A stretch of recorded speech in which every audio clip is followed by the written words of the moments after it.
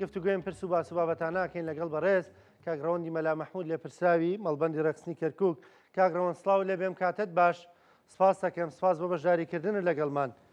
یەکێتی نیشتیمانی کوردستان سڵاو لە بەڕێستان چی بۆ کەرکووک بکە؟ سڵاو لە بەڕێستان.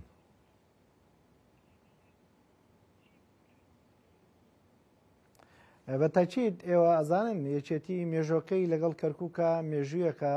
لێک جیا ناکرێتەوە و ئەتوانین بڵین لە سەردەمی ڕوانشاد مامجەلال لە دوای پرۆسەی ڕزگاری عێراقیش مامجەلال بۆ ڕۆژی دووەم گەیشتە شاری کەرکووک لەگەڵ هەموو نەتەوەکانە کۆبەوە و ڕێنمایی ئێمەشی کرد چۆن لە کەرکووک بتوانین کار بکەین. بۆیە ئەتوانین بڵێن هەر یەکێتی نیشتیمانی کوردستان لەو ساوەی دروست بووە بۆ ئێستاکە یەکێک لە کۆڵەکە ئەساسیەکانی شاری کەرکووک بووە و ئەشبینین بۆیەش لە شاری کەرکووک هەمیشە یەکێتی خۆی بە خاوەنددارێتی شارەکە زانیوە و لەم پێناوەشدا قوربانی زۆری داوە. ئەگەر ئێوە بیرتان بێ ساڵی 91 لە پرۆسەی ڕزگاری کوردستاندا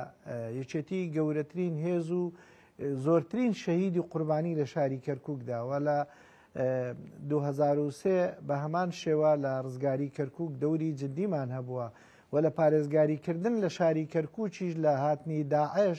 یەکێتی گەورەترین و باشترین کادری خۆی کردوتە قوربانی و ئێمە ئەو حیزبە سیاسیین کە مامجەلال پێشڕەوایەتی کردوین و هەمیشا باوەڕی وا بووە لە کەرکووک شاری چەپکە گوڵەکەیە و پێویست بەواکە بە هەموو هێزێکمان دیفاع لە خەڵکی شاری کەرکووک و ناوچەدا بڕێنراوەکان بکەین. سەبەبەکەشی ئەوە بووە چکە تەعریبێکی زۆر لەم ناوچانە کرابوو. بۆیە ئەبینین لە پرۆسەی ڕزگاری عێراق بەدواوە ئێمە هاوکار و پشتیوانی هەموو گوندەکان بووینە بۆ ئاوادانکردنەوە و هەر لەم سۆنگەیەشەوە ئێمە بە بەردەوامی لەگەڵ خەڵکەکەی خۆمانە ماوینێتەوە. قەت ڕۆژێک لە ڕۆژان بیرمان لەوە نەکردوێتەوە شاری کەرکووک بدەینە دەستی هیچ کەسێکەوە بۆ هیچ کەسێکیش بەجێ بێڵین. ئێوە ئەزانن لە دوای لێکەوتەکانی ڕیفراندۆم زۆر کێشەی قورسمان توش بوو، بابەتی ئەمنی، بابەتی ئیداری، بابەتی سیاسی، بابەتی کۆمەڵایەتی، زەخت و فشارێکی زۆر زۆر گەورەمان لەسەر بوو. بەڵام ئێمە بڕیارماندا بمێنینەوە، بڕیارماندا دیفاع لە شارەکەمان بکەین و یەکێتی نیشتیمانی کوردستان بە هەموو کادرەکانیەوە لە کەرکووک مایەوە دیفاعمان کرد. ئەگەر ئێوە بەبیرتان بێ لە دوای لێکەوتەکانی ڕیفراندۆم ئێمە توانیمان 6 کورسی بۆ کورد دەستەبەر بکەین کاما بە پشتیوانی جەماوەرەکەی خۆمان بووە و لە پێشتریشا کە ئێوە بەبیرتانە بە شقلێکی ناشەرعی پارێزگاریان لە کورد چەندە و پیاوێکیان بە وەکالەت دانا ماوەی 7 ساڵ عەزیەتی ئێمەی زۆردا، بەڵام ئێمە مقاومەمان کرد لە بەرامبەریا و نەمان هێشت بە هیچ جۆرێک کورد تووشی شکست ببێ و هەر ئەو کاتەش ئێمە بەڵێن و وعدمان بە جەماوەری شاری کەرکووکدا بوو کە لەگەڵیانە ئەمێنینەوە خەباتەکەین، بایکۆتی هیچ هەڵبژاردنێک ناکەین و ئەوەی لە شارەکەش ماوەتەوە ڕێز و تەقدیری ئەگرین و ئەوەی چۆتە دەرەوەش بیر لەوە ئەکەینەوە چۆن بیانهێنینەوە. لە دوای وەکوتی لێکۆتەکانی ڕیفراندۆمەوە لە ڕووداوەکانی زۆر زۆر قورسمان کرد. یەکێتی کەرکووکی جێشتووە لە هیچ خۆناکێکدا لە هیچ وێزگەیەکدا یەکێتی پشتی کردووە لە کەرکووکەکان؟ بە هیچ جۆرێ ئەوەیشە لە نوختەکانی سەرکەوتنمانە کە ئێمە ئەم خاکە بە خاچی خۆمانەزانی، ئەم نیشتیمانە بە نیشتیمانی خۆمانەزانی،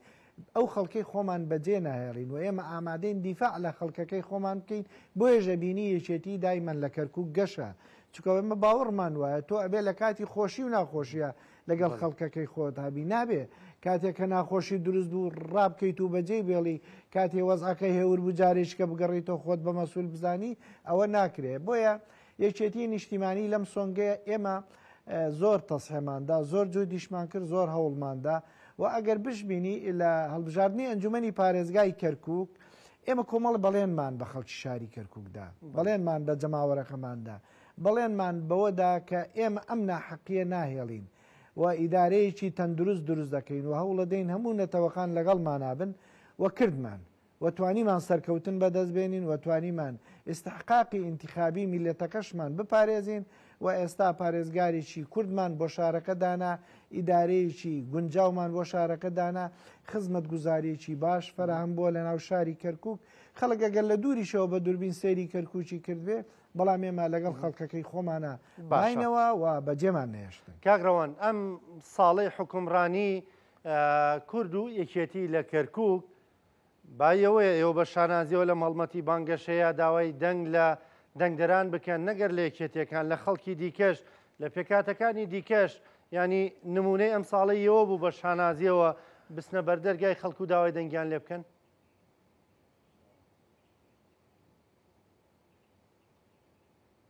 ئەم ساڵی ڕابردووە ساڵی ئاوەدانی ساڵی گەشەکردنی شاری کەرکووک بووە. ئەو ساڵە بووە کە ئەتواندرێ ناوی بنین ساڵی پێشکەوتنی شاری کەرکووک لە هەموو ڕۆکانەوە لە ڕووی اقتصادیەوە لە ڕووی سیاسیەوە لە ڕووی ئیداریەوە لە ڕووی خزمەتگوزاریەوە و ئەگەریەوە ببینن خزمەتگوزاری لە هەموو گەڕەکان بە یەکسانی فراهم بووە لە هەموو گوندەکان خزمەتگوزاری دەستی پێکردووە و ئاوادانکردنەوە هەیە و ئەبینین خەڵکێکی زۆر ئێستاکە تەئیدی ئەوە ئەکەن کە یەکێتی نیشتیمانی کورسان توانیوێتی ئەو بەڵێنانەی کە بە خەڵکی دابوو لە ڕابردووە بێنێتە دی و ئەبینین پارێزگارەکەمان هیچ ڕۆژێک لەسەر کورسەکەی دانانیشێ گەڕک بە گەڕک منطقە بە منطقە ئەسوڕێتەوە پێداویستیەکانی خەڵکێ چییە بە جۆرەی توانە و بە جۆرەی بودجەکەی بەردەستی جێبەجێی کردووە. ئەمە مانایوانی هەر بۆ گەڕەکە کوردیەکان بۆ گەڕەکە تورکمانەکان بۆ عەرەبیەکان بۆ گەڕەکانی کلد و ئاشور ئەم خزمەت گوزاریانە بەردەوامە بۆیە بەڵێ چاومان گەشە ئەتوانین بە خەڵک بڵین ئەو بەڵێنانەی پێتانماندا ئەیهێنینە دی هاوردوشمانەتە دی بەشێکی و ئێستاش داوە لە خەڵکەکەین ئەزانین ئێمە پێویستە هەمومان دەست بەم ئیدارەیەوە بگرین و بتوانین نوێنەرایەتی خەڵکی شاری کەرکووک بکەین بۆی لە داهاتووە بتوانین خزمەتیان بکەین و بتوانین چۆن ئێستا بە ئارامی لە شارەکەی خۆمانە ئاژین ئەو ئارامێ بپارێزین وەر بۆ عیلمتان هەر لە یەک ساڵی ڕابردەوە بۆ ئێستاکە بچووکترین خەرقی ئەمنی بچووکترین خەرقی ئیداری بچووکترین خەرقی نالەباری نەبووە لەم شارەیە هیچ مزاهرەیەکیش نەبووە بۆیە ئەم ئیدارەیەکی مۆفەقە ئیدارێکی سەرکەوتووە و یەکێتیش حەقی خۆیەتی شانازی پێوە بکە چکە خەڵکی دیکەش کورسی هەیە خەڵک دەنجی داوەتێ وایزانیەوە نوێنەرایەتیەکە بەڵام نوێنەرایەتی نەکرد بۆیە یەکێتی حەقی خۆیەتی داوا لە خەڵکی شاری کەرکووک بکە نوێنەری خوان هەڵبژێرن و یەکێتی نیشتیمانی کورسان بکەن بە نوێنەری خوان. باشە کاکڕەوەندەمە وەکو جۆرێک بە چاودانەوەی ئێمە لارێمی کوردستان تووشیەوە بووین حکوومەتەکە میانی شەقامێ خیرەکە بەرزەپردێ دروستەکە ینی زۆری یاتەوە بە چاوی خەڵکە ئەمە لە کەرکووک وهایە یان ئێوە بە واجبی سەرشانی خۆتانی دەزان.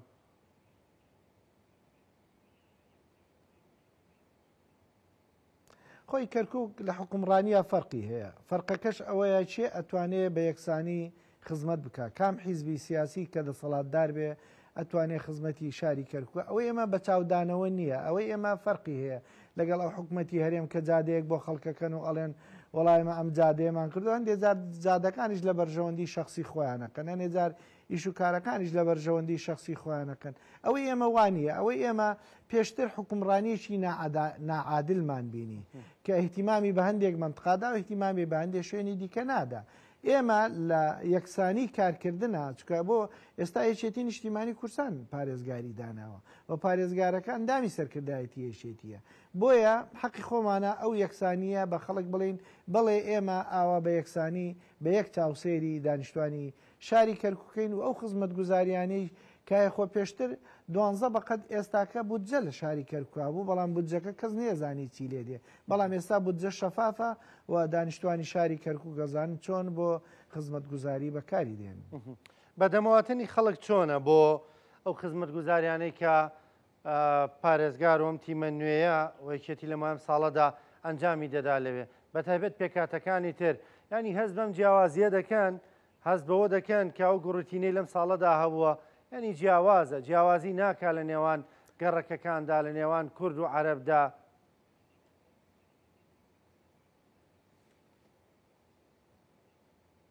بەتاکید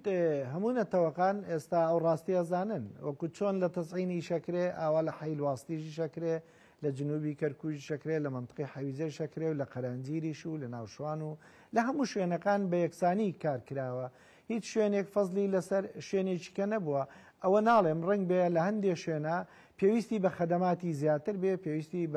بەوە بێ خزمەتی زیاتر بکرێ ئەوە بابەتێکی دیکەیە چونکە لە 7 ساڵی ڕابردووە نەیانتوانی ئەو تەباییە بپارێزن و نێشیان توانی خزمەت گوزاریەکان بۆ ئەو منطقانە بەرن کە بە تایبەت منطقەی کوردنشینە بەداخەوە ئەوان ئەو زۆڵم و زۆرەی کە کردیان خراپ بوو بەڵام من سوپاسی ئیدارەی کەرکووکەم لە ئێستاە بەشێکی زۆری ئەو زوڵم و زۆرانەی ڕەواندەوە و لە هەمان کاتە توانی لە کارەبا لە ئاو لە ئاوەڕۆ لە ڕێگەوبان لە هەموو ئەم بابەتانە سێکتەرەکانیان باش بچێتە پێشەوە و حەقی خۆشمانە ئەوە بڵێین کە لە داهاتوو ئابیر لەو ئەکەینەوە خزمەت گوزاری زیاتر بکەین. باشە کاگڕەوان ئێستا ترەکرێت بە خەڵک بڵێن ینی دڵتامین بن زەوی زارەکانتان ماڵ و مڵکتان دەستدرێژی ناکرێتە سەر بێ جیاوازی نەگەر بە کورد بە تورکمانی ڕەسەنی شارەکەش بە عەرەبی ڕەسەنی شارەکەش بڵێن کە زەوی و زار و مڵکەکانتان پارێزراوە دەستدرێژی ناکرێتە سەر داگیر ناکرێ.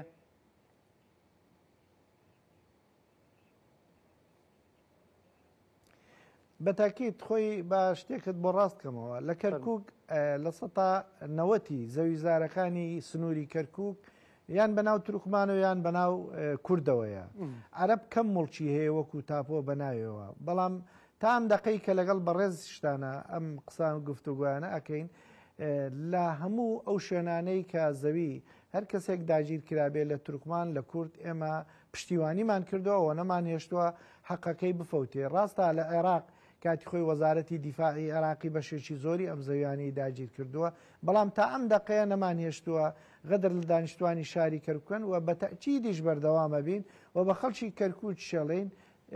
ئێمە لە داهاتووشە پشتیوانی ئێوە ئەبین و لەسەر زەویزارەکانتان بەجواب دێن لەسەر گوندەکانتان بەجواب دێن لەسەر ئاوەڕۆتان بەجواب دێن و ناهێڵین هەرچەنە نەشمان هێشتوە تا ئێستا هیچ غەدریان لێ بکرێ و نایەڵین غەدریان لێ بکرێ هەرکە حەقێکی هەبێ بۆ خاوەن حەقەکە ئەگەڕێتەوە ماف بۆ خاوەن ماف ئەگەڕێتەوە ئەگەر نەشگەڕابێتەوە ڕنگ بێ هەندێکی لە محکەمە هەندێک مشکلە و کێشەی لەسەر بێ بەڵام ئێمە لە محکەمەش پشتیوانیانەکەین. باشە کاگڕەوەن لە کەرکووکدا مەسەلەکە مەسلەی قەومیە نەتەوەییە نیشتیمانیە هێز و لایەنە کوردیەکانی تر ینی هاوکارن لەوەی کە لە کەرکووک بەدیاتوە لەم ساڵەدا لە خزمەت گوزاری لە کاروانی ئاوەدانی ینی خۆمە بەر لەوەی بۆ یەکێتی بۆ هەموو کورد شانازیەکە حکمڕانێکی لەم شێوازەی نمونەیی هەبێ ئایا ئەوان شانازی بەمەوە دەکەن هاوکاری دەکەن یان نا بە پێچەوانەوە؟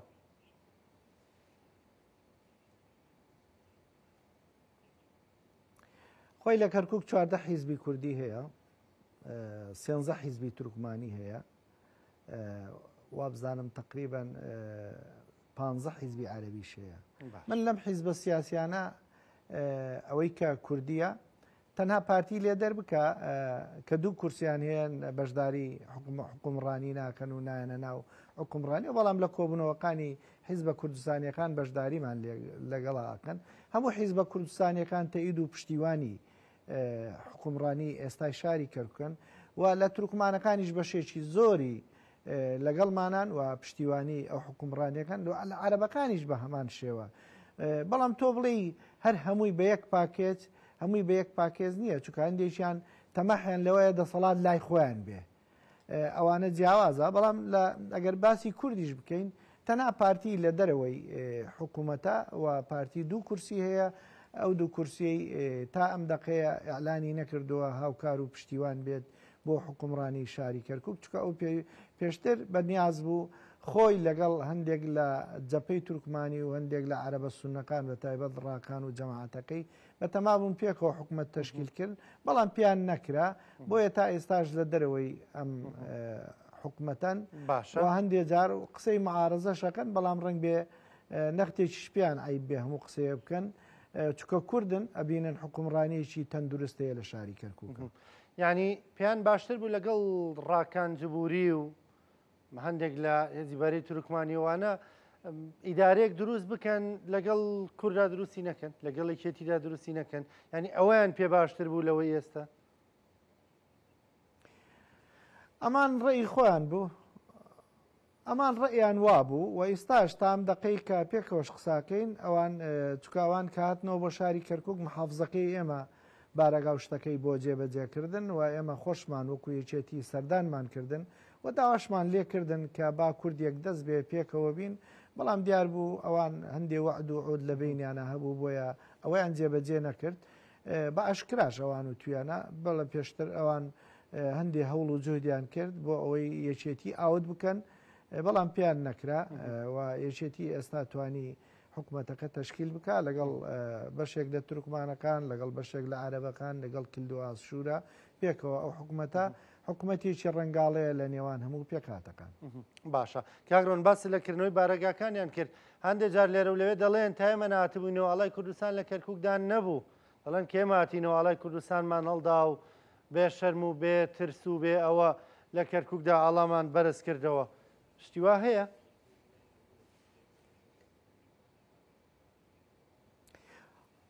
خۆی من حەز ناکەم لە کەرکووک ئێمە ئەو قەتماغانە هەڵدەینەوە بەڵام ئەوان خۆیان ئەزانن بارەگایەکیان هەبوو تا ئەم دەقێش بارەگاکە لیان داگیر کرا و کۆمەڵێک کوڕی گەنجی کورد خۆی بە کوژدا لەسەر ئەو بارەگایان و ئەو بارەگایانی کە ئێستا گرتویان ئەوان پێشتر نیان ئەتوانی بارەگا بگرن لە کەرکووکە لە عسری ڕاکانە نیان ئەتوانی بارەگا بگرن بەڵام لە عسری کاگڕێبوارە کە پارێزگاری کەرکووکە بڵێ ئەو بارەگانە لەو ئەسریا کراوە و کاگڕێبوار خۆشی سەردانیەکردن و ئێمەش سەردانمان کردن دیار بوو لەکردنەوەی بارەگاکانیان لە سلێمانی و محافزیان بان کرد بۆڵام لێرە محافزیشیان بانگ نەکردبوو بۆیە من داواکەم ینی ئەو جۆرە تەشەنوجات و ئەو جۆرە عقلێتە دوورکەوێتەوە لە کەرکووک چکە کەرکووک پێویستی بەوە نییە کورد سیراعی کورد بکە پێویستی بەوەیە کورد تەبایی نێوان ڕیزەکانی خۆی بپارێزێ و هەوڵ بدا لەگەڵ نەتەوەکانی دیکەشا دەست و پەنجەی نەرم بکە چکە ئێمە پێویستمان بە نەتەوەکانی دیکەشەوە پێویستمان بە گەلەکەی خۆمانە بەگشتی. باشە کاگڕۆن ینی لەو بەشەی کۆتایی قسەکانتەوە کە دەڵێی کورد لە کەرکووک پێویستی بەوە نییە ململانەی یەکتر بکە بەڵکو تەنانەت پێویستی بەوەی لەگەڵ پێکاتەکانی دیکەشدا دۆست و تەبابێ وەکو دەزانین لە زۆرێک لە هەڵبژاردنەکاندا هەندێک هێز و لایەن کە ژماری دەنگدەرەکانیان بەشی کورسیەک نییە بەڵام هەمیشە کاندیدیان دەبێ خۆشیان دەزانن ئەم دەنگانە دەبنەوە کاری فەوتانی ئەم دەنگانە ئەی بە بڕایەوە باشتر نییە ئەمان خۆیان دابەش بکەن گرنگەوەی دەنگ بە هێزێکی کوردی بن کە دەزانن هێزی زۆرینەیە بۆ نمونە لە کەرکووک و دەنگی کورد نافەوتێ ینی پێدوانیە کوردانە بیر بکەنەوە منطق ئەوەیە کە دەنگ بە هێزە گەورەکەی کەرکووک بدەن.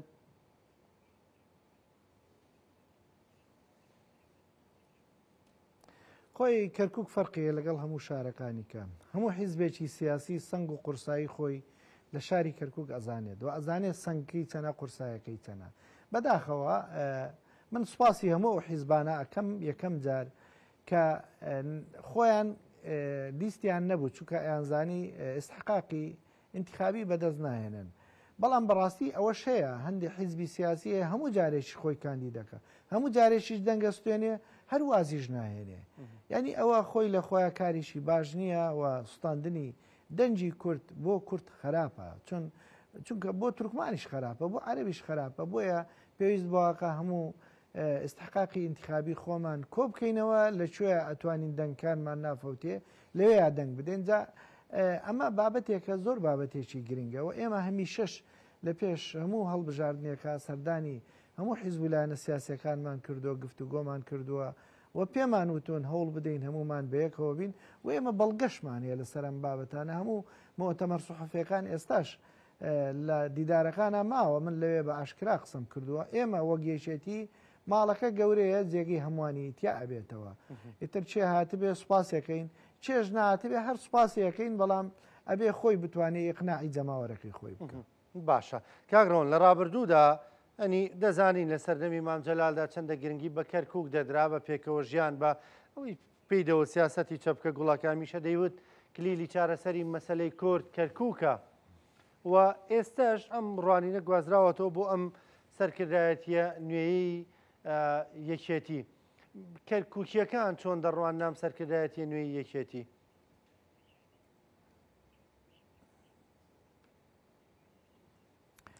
ئێمە هەمومان وەکو کەسی بەوەفا بۆ دیدی مامی ڕەحمەتی مام جەلال هەمیشە لە کەرکووک من بۆم باس کردی هەمیشە لەو کاتانی کە پێویست بە مام جەلال لە کەرکووک بوو مام جەلال بەو تەمەنەی کۆتاییشی کە هەر دەرفەتی هەبووە هات لە کەرکووک شوێنێکی هەبوو لی دانیشت و هەموو نەتەوەکانی ئەبینی و ئێمەشی ئەبینی و هەمیشە نەسیحەتی باشی ئەکردین ڕێنمایی ئەکردین و چی پێداویستی بووە لە کەرکووک بۆی جێبەجێکردین. مام جەلال بەسمەی لە کەرکووک زۆر دیارە، جێگەی زۆر دیارە. هەموو نەتەوەکان ئێستاش کە باسی مام جەلالە کرێ ئیتر هەمویان لەو پەڕی خراپەکاریە بن ڕائەوەستن، چونکە مام جەلال سەمامی ئەمانی هەموو عێراق و عێراق بووە و لە هەمان کاتە هەوێنی تەبایی نێوان هەموو پێکاتەکانی شاری کەرکووکیش بووە. بۆیە ئێمەش ئەوەی کە مام لە پێشترا قسەی بۆ کردوین، نەسیحەتی کردوین، تا ئێستا لە کەرکووک ئێمانانش زۆر تازە نین، هەمومان لە دێرینەکانین کە لەگەڵ مام جەلال خەباتمان کردووە. بۆیە ئەو قسانەی مام جەلال، ئەو وتانەی مام جەلال هەمیشە لە لامان زیندووە و هەوڵی شەدەین ئەوە پەیڕەو بکەین، چونکە پەیڕەوکردنی وتەکان و کردارەکانی مام ئەتوانێت بەرەو سەرکەوتنمان بەرێ. باشە کاگڕەوەن ڕەوشی یەکێتی چۆنە لە کەرکووک ئێستا؟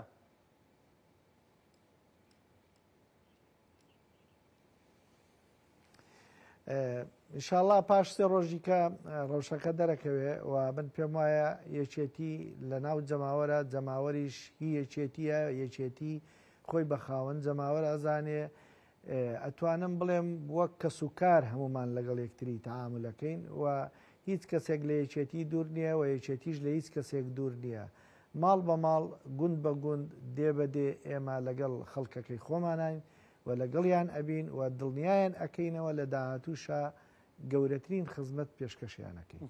پارێزگاری لە دەنگ و کورسی و پێگەی خۆتان دەکەن لە کەرکووک؟